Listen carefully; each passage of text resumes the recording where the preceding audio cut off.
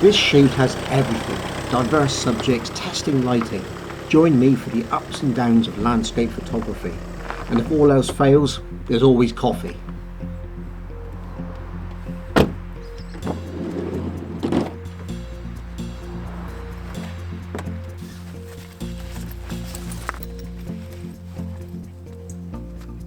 Good morning everybody. I've got some high hopes for today's shoot. I've been to this location before. It was a little bit sort of earlier in this year, and it was a cold, misty morning, although not as cold as today. It really feels that winter has now finally come to the UK, and some parts of where we live are going to be getting some snow, although very unlikely down in the south where I live. Now, I say I've got high expectations for today's shoot, and I really have, but I've got to be honest, I was coming out with the idea in mind that I would be having similar weather conditions, although at the opposite end of the year than I had earlier. The concern that I've got is that today I'm not going to get the images that I wanted to get, and the reason for that is simply, am I coming out with a preconceived idea? The conditions I've got today are in fact much brighter. There is broken cloud overhead, there is some cloud cover, which is what I need, I think, for some of the images I'm going to take, because I'm hoping to get down to the river and get some moving water pictures. But what I didn't expect is in this part of the woodland there is some fantastic autumn colour clinging on, and I can see some wonderful opportunities of pictures to take here, and I may do that on the way back. But shooting this time of the year when the sun's low in the sky, we don't have to worry so much. So I feel like I've been stood around talking to you guys for too long already. Ruby's itching to get down this trail and go for a walk. So we're off, and I'll meet you just before we get to our first composition.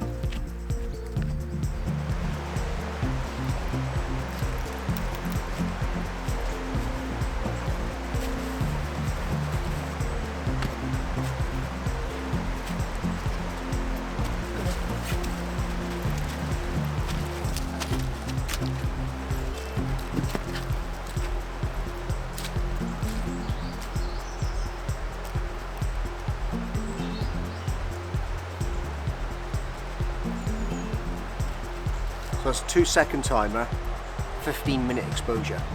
I'll explain why it's a 15-minute exposure in a minute. But first of all, I want to talk about why I'm actually taking this photograph. I think why you take a photograph is probably as important, sometimes, in fact most of the time, I would say more important than how you actually take it. What techniques you use, what processes you use.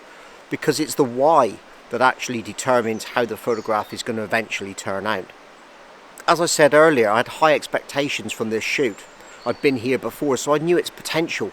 But the potential of a photograph changes over time. It changes with the seasons, and it changes with the atmosphere. And the atmosphere that I had last time was completely different to what it is today. You could argue that the atmosphere last time was better, but is there such a thing as better atmosphere? Surely atmosphere is just different, and that's what it is today. So why am I taking the picture that I am today?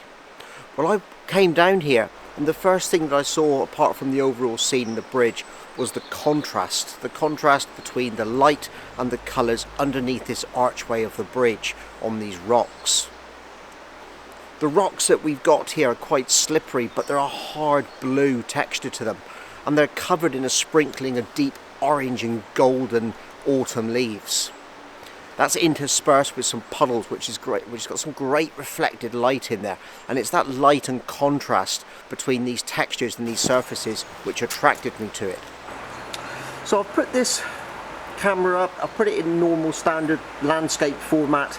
At the moment I'm looking at a normal crop, although when I use the video on the screen it tends to use a slightly different crop to what I will in the final image. Now you can see that I've got hardly any of the top, well, I've got none of the archway in the top in this frame at all, because it's really secondary and it's not important.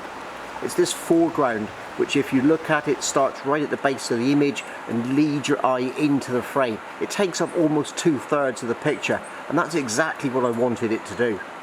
I wanted the wall on the left and the right hand side to have that tunnelling effect and take you into the image. And then in the background we've got a bit of river, a little bit of riverbank on the other side. But it's not an easy image to take because I am shooting into the light. But having said that, if I wasn't shooting into the light, Would I have been attracted by the image? Would I get this lovely lighting on those foreground rocks? Would I get that contrast between the colours and between the textures? I think maybe not. So although this is my biggest challenge, it also is what makes the image attractive to me to take in the first place. So we've just got to overcome it. I've fitted a polarizing filter. It's doing two things. It's cutting down the reflection slightly, and it's also enabling me to add a little bit more contrast as well. I've also put a neutral density filter on, and the idea behind that is to smooth out the water in the background.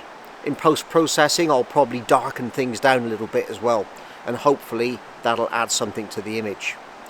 So I've got some other ideas, some other pictures I'm going to take, because it's this foreground that's really important. So I'm going to get down close to those and see if I can find some interesting shapes and patterns. But let's have a look at this picture, see what you think.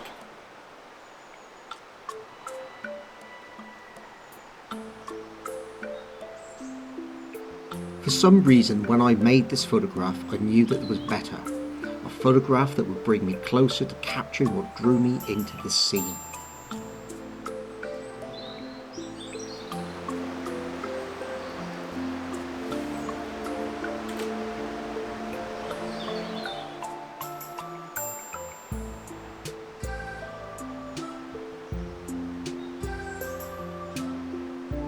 Getting closer and lower helped. Drawing the foreground up and into the frame adds dominance to those cool blue rocks and the contrasting autumnal leaves.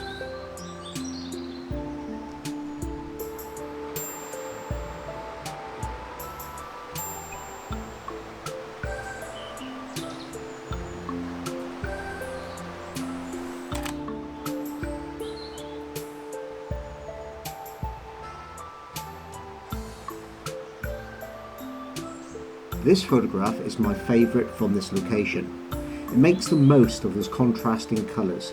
The diagonal flow of the leaves from the bottom right to the top left is deliberate, cutting the frame along the step of blue rock. The leaf on the ledge above adds a harmonious triangular arrangement to settle the viewer's eye.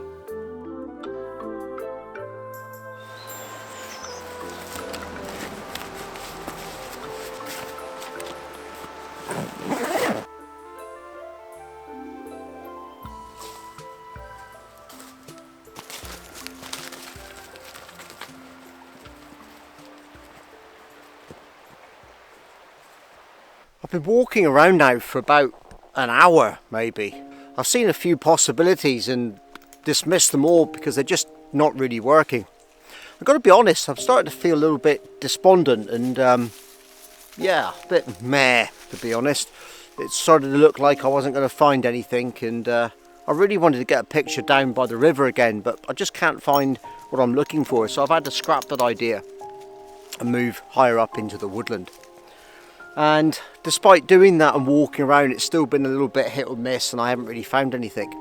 But as I've said in other videos before, sometimes the detail around your feet, on the banks, on the trees, the leaves, it's the little bits of nature which capture our eye, and maybe it's more important to focus on those than it is to try and bring in the big scene. And that's what I'm going to do here. I found a piece of moss or lichen which is hanging off a branch, and the angle of the sun that it's at the moment is actually backlit, and that's working really well. But I've just got to hope the sun doesn't pass in behind a cloud or in behind a tree or behind the hills on the other side and block that view. So I'm going to set this image up and see what you can think about it. So we've got the 75-300 zoom on the camera. I'll put a bit of viewfinder video up in a minute so you can see the composition. But basically I've got the camera in the vertical or portrait format, and I've changed the aspect ratio to 4:3 on this camera. Ideally I'd like 4:5, but it doesn't actually do that. So looking through the viewfinder, you can see that I've composed the shot in the vertical, and I've got the piece of lichen on the branch coming from the top right hand side and curling down through the center and pointing down to the bottom of the frame. I'm not 100% sure I'm going to crop it in the final image, but how it's looking here isn't far off how it's going to be. I've got a little bit of the branch on the right hand side, and I'm not 100% sure that this is going to come out sharp because of the depth of field that I've had to use. And in fact, it's changed so quick, I don't even know what aperture I had on the original picture. So it'll be a mystery to me until I put the image up on the screen for you in a moment. So the idea with this picture was to use that shallow depth of field. Now, because of the subject that I'm photographing, I didn't want it too narrow. I wanted the subject to have front to back sharpness, so I've got to hope that I've got that in. But the idea with the long lens is that that background is rendered indecipherable and it'll look quite good in the final picture.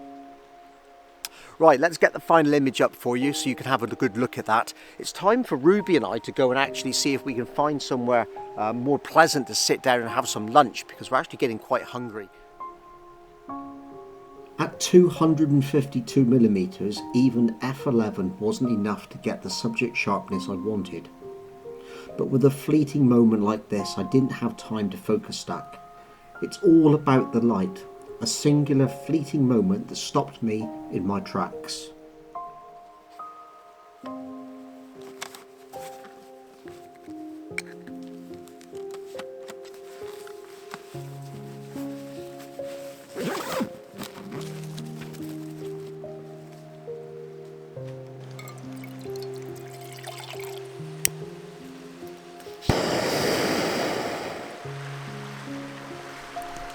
Quite sure what I'm feeling at the moment, so I thought I'd sit down and have a cup of coffee and some food. And I have found a really good spot where we're going to take some photographs. The reason I say I'm not quite sure about how I'm feeling, I think, is because I did have very high hopes for this shoot. I had ideas, I had things that I wanted to achieve. I'd been here before, so I came out with preconceived ideas. Sometimes that's a good thing, sometimes it's a bad thing. And I think today maybe it was a bad thing, because we've come out in a different season, we've come out in different lighting, different weather conditions.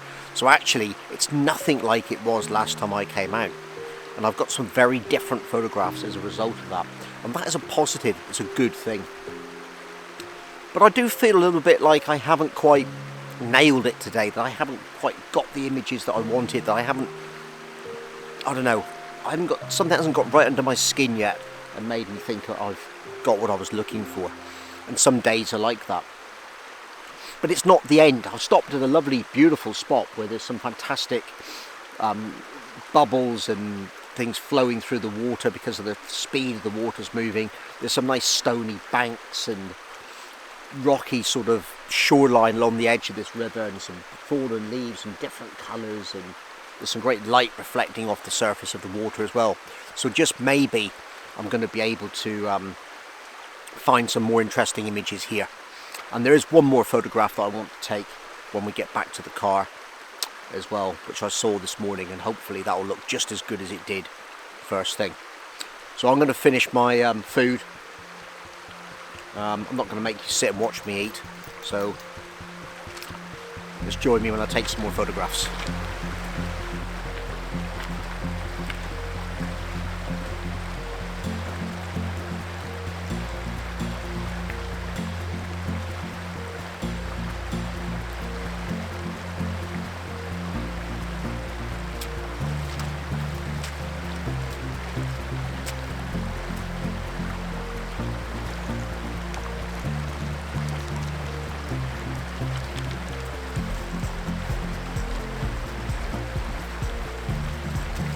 I've been walking around trying to find a composition, and I actually thought this location was going to be relatively easy to shoot at. It's got all the ingredients I like. It's got flowing water and trees and foregrounds and rocks, but actually it doesn't have a background. It doesn't have anything interesting to focus on and draw your eye in, so I found it quite hard work. But I have found a composition nonetheless, and once again it's similar to the other photographs that I took earlier. It's more about the detail and picking out particular parts of the image that I found really interesting and something I wanted to zoom in on. But it's not been that easy to set up, and I think you'll see why when I explain my camera setup to you. If you saw my last video, you know I've changed my tripod. I've got a new tripod. And I found with this, I couldn't get down as close to the ground as I wanted to. And the type of column I've got on this requires me to reverse the column rather than just detach it. So that was a little bit different as well. It might be something I might need to change. I think you can get a short column for it. But anyway, I've reversed the column and I've got the camera now hanging upside down quite close to the ground. So let's show you what this setup looks like. So I will put up some viewfinder video for you so you can see exactly what it is that I'm trying to show you. But basically, I'm looking down the river. And looking down the river, I've got a few rocks in front of me leading my eye forward into it. And it's those rocks and the way that the light is interacting and playing on the surface of the water that originally attracted me to taking this image. I think if it hadn't been for that play of light, for that contrast and those different textures and feelings that I've got, I probably would never have taken this. It is all about the light, all about the flow of water away from me and about how that's interacting together. And this light is changing all the time. So I'm going to take a number of different photographs as I'm talking to you about it, because the light is different than it was just now. I have lost the light on the foreground a little bit and it's going a little bit dark and moody. So I have been shooting at f/16 because I've got a number of rocks in the foreground here that I actually want to get into focus. If I open up to f/11, then I think we're not going to get that front to back sharpness, and I really don't want to focus stack because the lighting conditions are really quite different and there's a lot of moving water and I don't want to have to deal with that in post-processing. Well, the image on the back of the camera doesn't look too bad at all, so hopefully it's going to come out okay in post-processing. When I was having lunch, I felt a little bit despondent, a little bit down. But I'm hoping with the play of light that I've got behind me, this moving water and that beautiful orange rock in the foreground, it's just done enough to lift my enthusiasm. I really hope it has, because there's one more photograph I want to take. It's almost when I get back to the car. So we're going to head back up there now. And hopefully I can pull off a cracking photograph to end the day off with some really good autumn colours in the woods.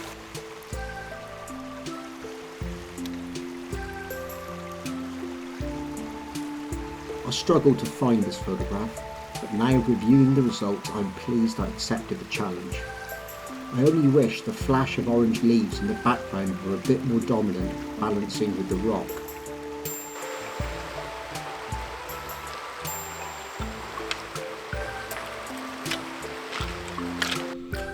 Well, I've just taken that last photograph that I really wanted to get up and take. I didn't do a lot of vlogging around it or anything, but I'll put a bit of viewfinder video up so you can see what I've taken. It's a vertical format picture. I'm looking down through some pine trees into some really twisted black backlit trees in the background against a relatively dark woodland, but there's some smoke blowing through the trees as well down there, so that's actually adding to some of the background and some of the contrast. It's also given me a lot of lighting and exposure problems, but we're going to see if we can deal with those and they'll come out okay. But it is full of atmosphere and light, and I think if that's something I wanted to take away from this video today, is that I set out with a few different things in mind. I had a few ideas, so if we try to measure the success of today's shoot in terms of did I achieve what I set out to, absolutely not, I didn't, but it was still a fantastic and successful photography shoot. It's just about opening up your mind a little bit, having a look and understanding what's happening around you. And today I found some fantastic composition, some wonderful lighting and some things that attracted my eye to it and really got me into the groove and made me want to get out there and use my camera and take pictures and share them with you today. So I hope you've enjoyed this video.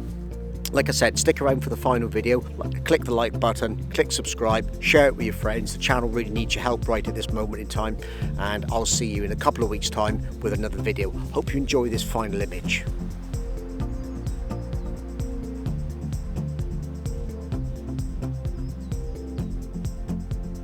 After the deliberation and deletion of multiple edit attempts, the classic black and white saved the day, with a mix of exposures blended in HDR. It's not surprising looking back now, so what stopped me and asked me to make this photograph was the luminosity and the contrast radiating through the woodland.